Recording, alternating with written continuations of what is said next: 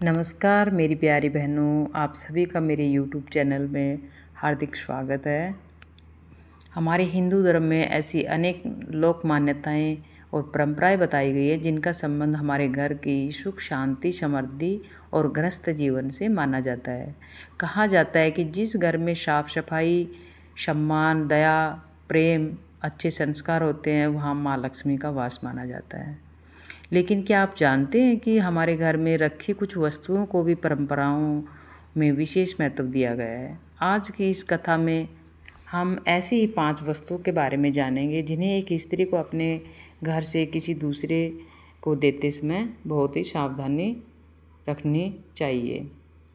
लेकिन यह केवल वस्तुओं की बात नहीं है, इसके पीछे छिपी है एक सुंदर कथा जिसमें स्वयं माँ लक्ष्मी एक गृहिणी को गृहस्थ जीवन का रहस्य समझाती है। तो आइए बिना देर किए हुए हम आपको यह पवित्र कथा सुनाएंगे। अगर आपको कथा अच्छी लगी हो तो हमारे चैनल को सब्सक्राइब करें, वीडियो को लाइक करें, शेयर करें और कमेंट बॉक्स में जय माता दी ज़रूर लिखें। तो चलो कथा शुरू करते हैं। बहुत समय पहले की बात है। एक नगर में सुमना नाम की एक स्त्री रहती थी। सुमना बहुत ही सरल, धार्मिक और दयालु स्वभाव की स्त्री थी। उनके घर में बहुत अधिक धन संपत्ति नहीं थी, लेकिन घर में किसी चीज़ की कमी भी नहीं थी। सुमना प्रतिदिन सुबह सूर्योदय से पहले उठती थी और सबसे पहले वह घर के आंगन में पानी का छिड़काव करती थी और फिर साफ सफाई करती थी और पूजा के स्थान पर दीपक जलाती थी। दीपक जलाकर वह हाथ जोड़कर कहती कि हे माँ लक्ष्मी, मेरे घर में धन से अधिक प्रेम बनाए रखना और हमेशा घर में सुख शांति बने रहे। मुझे इतनी बुद्धि दे कि मैं किसी ज़रूरतमंद को खाली हाथ न लौटाऊं। सुमना की यही प्रार्थना थी। वह गरीबों की सहायता करती, पड़ोस में किसी को अगर किसी चीज़ की ज़रूरत होती तो वो उसे देती और किसी के घर कोई भी परेशानी होती तो उसकी मदद करने के लिए दौड़ पड़ती थी। इसी कारण पूरे मोहल्ले में उसका बहुत सम्मान था। सब लोग उसकी बहुत इज्जत करते थे। एक दिन सुमना के घर के पास रहने वाली एक वृद्ध महिला उसके घर आई। वरदा ने देखा कि सुमना घर की सफाई कर रही थी, तो उस बूढ़ी औरत ने सुमना को बोला कि बेटी सुमना, तुम प्रतिदिन इतनी श्रद्धा से घर की सेवा करती हो, भगवान तुम्हें हमेशा खुश रखे, सुखी रखे। सुमना ने कहा कि माताजी, यह सब तो भगवान और माँ लक्ष्मी की कृपा है, हमारा अपना क्या है, जो मिला है उन्हीं का दिया हुआ है। तो वो वृद्ध महिला बोली कि बेटी, यह बात हमेशा याद रखना कि दान करना अच्छी बात है, लेकिन घर की कुछ वस्तुएं ऐसी होती है जिन्हें किसी को भी देते समय थोड़ा सोच विचार करके ही देना चाहिए। सुमना थोड़ी हैरान हुई। सुमना बोली, माताजी ऐसी कौन सी वस्तुएं हैं? तो वो वृद्ध स्त्री बोली कि यह बात मैं तुम्हें पूरी तरह नहीं बता सकती। मैंने भी यह बात अपनी दादी से, नानी से सुनी थी। तुम माँ लक्ष्मी से प्रार्थना करना, वही तुम्हें सही मार्ग दिखाएगी। यह कहकर वरदा चली गई, लेकिन सुमना के मन में वही बात घूमती रही। उस रात सुमना ने भोजन बनाया, परिवार के सभी लोगों को भोजन दिया और सब लोग भोजन करके सो गए। लेकिन सुमना को नींद नहीं आ रही थी। उसके तो दिमाग में वही बात चल रही थी। वह सोच रही थी कि मैं तो हमेशा दूसरों की सहायता करती हूँ, कहीं अनजाने में मेरे से कोई गलती तो नहीं हो गई हो, कोई ऐसी वस्तु मैंने किसी को दे दी हो जिससे हमारे घर की सुख शांति प्रभावित हो। तो उसने उसी समय पूजा के स्थान पर जाकर माँ लक्ष्मी के सामने दीपक जलाया और हाथ जोड़कर बोली कि हे माँ लक्ष्मी, यदि मुझसे कोई भूल हुई हो तो मुझे क्षमा करना, मुझे सही और गलत का ज्ञान देना। मैं किसी अंधविश्वास के कारण नहीं, बल्कि अपनी परंपराओं को समझने के लिए आपकी शरण में आई हूँ। प्रार्थना करते करते उसकी आंखें बंद हो गई और तभी उसे ऐसा लगा कि जैसे पूजा घर में प्रकाश भर गया हो।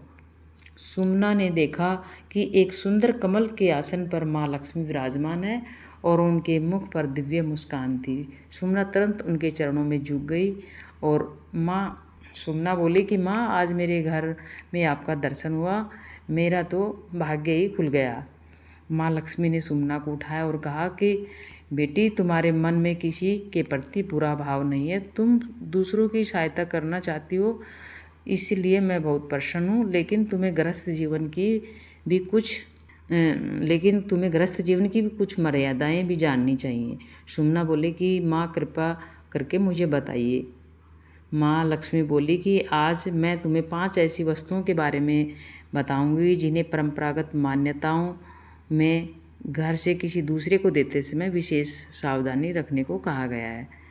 तो माँ लक्ष्मी बोली कि बेटी, पहली वस्तु है सिंदूर। तो लक्ष्मी माता ने सिंदूर के बारे में बताया। सिंदूर को विवाहित स्त्री के सुहाग और सौभाग्य प्रतीक माना जाता है। माँ लक्ष्मी ने कहा कि अपने इस्तेमाल का सिंदूर किसी दूसरी स्त्री को देने से बचना चाहिए।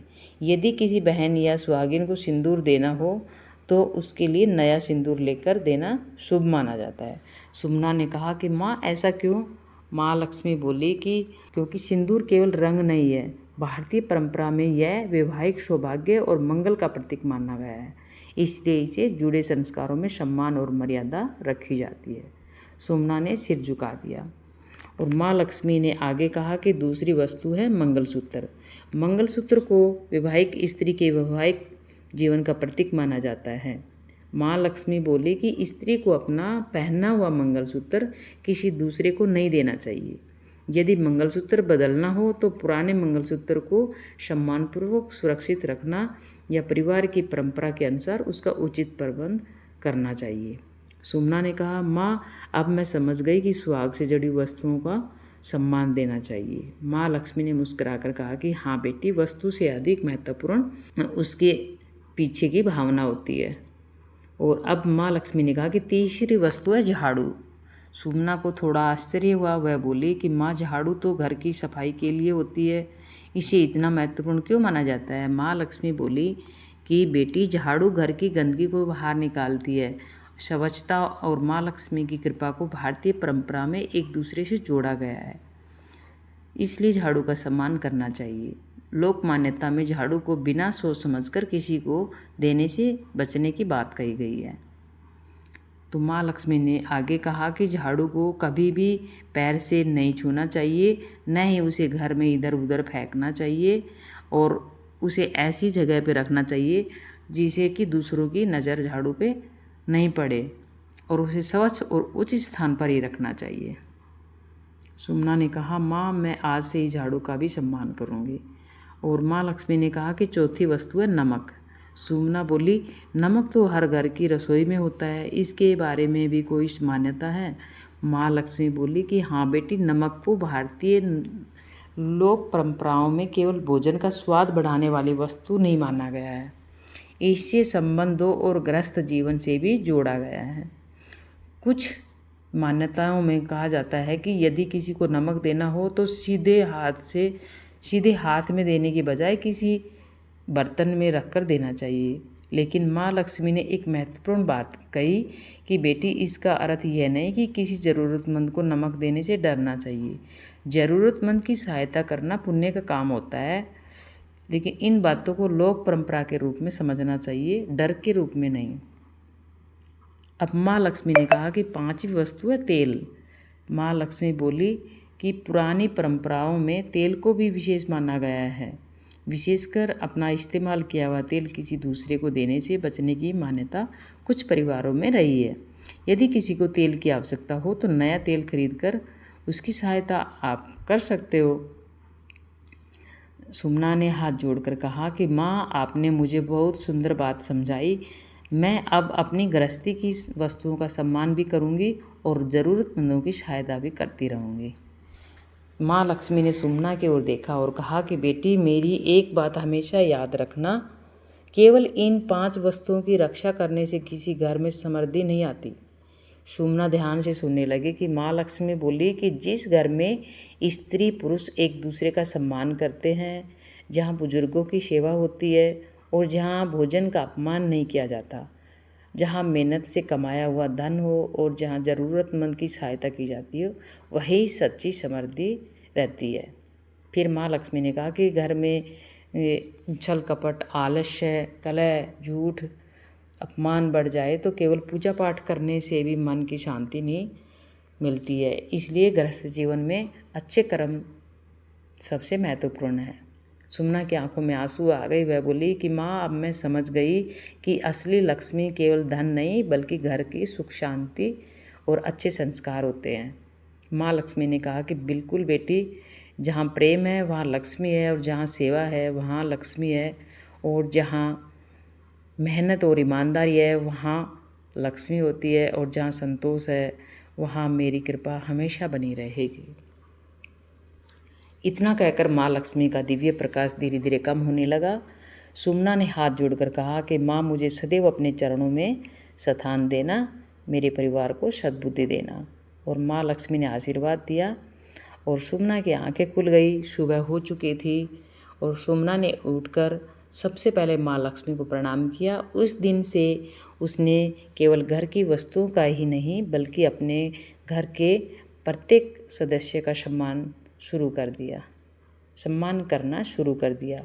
वह कहती कि घर की समृद्धि केवल धन से नहीं आती, घर की असली संपत्ति प्रेम सम्मान आपस में रखना चाहिए, इसी में हमारे अच्छे संस्कार हैं। धीरे धीरे उसके घर का वातावरण और भी शुद्ध हो गया। पड़ोस के लोग भी उससे गृहस्थ जीवन की सीख लेने आने लगे।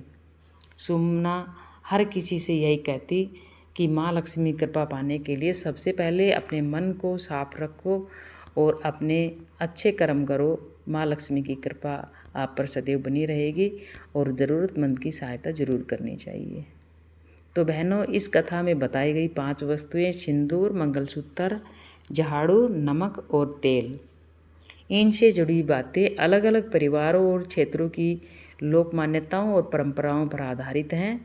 इन्हें डर या अंधविश्वास के रूप में नहीं बल्कि अपनी परंपराओं और गृहस्थ जीवन की मर्यादा के रूप में समझना चाहिए। और सबसे ज़रूरी बात है कि किसी भी ज़रूरतमंद व्यक्ति की सहायता करने से कभी भी पीछे नहीं हटना चाहिए। माँ लक्ष्मी को प्रसन्न करने का सबसे सुंदर मार्ग है। अपने घर को साफ सुथरा रखना चाहिए, अपनी मेहनत और ईमानदारी से काम करना चाहिए। यही हमारी माँ लक्ष्मी को खुश करने का मंत्र है। जिस घर में बहू बेटी का सम्मान होता है, बड़े बुजुर्गों का सम्मान होता है, अन्न का अपमान नहीं होता है और ज़रूरतमंद की सहायता के लिए हमेशा दिल खुला रहता है, उस घर में सुख शांति हमेशा बनी रहेगी और माँ लक्ष्मी का वास भी रहेगा। हे माँ लक्ष्मी, हमारे घर में धन से पहले सद्बुद्धि देना और सुख से पहले संतोष देना और समृद्धि के साथ सेवा करने का भाव भी देना। माँ लक्ष्मी की कृपा से आपके घर में सुख शांति प्रेम और समृद्धि बनी रहे। जय माँ लक्ष्मी। आपको अगर ये कथा अच्छी लगी हो तो वीडियो को लाइक करें, अपने परिवार और मित्रों के साथ शेयर करें और ऐसी ही धार्मिक कथा सुनने के लिए हमारे चैनल को सब्सक्राइब ज़रूर करें बेल आइकन के साथ, ताकि और भी आगे आने वाली धार्मिक कथाएं आपको सबसे पहले सुनने को मिले। माँ लक्ष्मी आपके घर और आंगन में सदैव विराजमान रहे। जय लक्ष्मी माता, जय विष्णु हरि। धन्यवाद।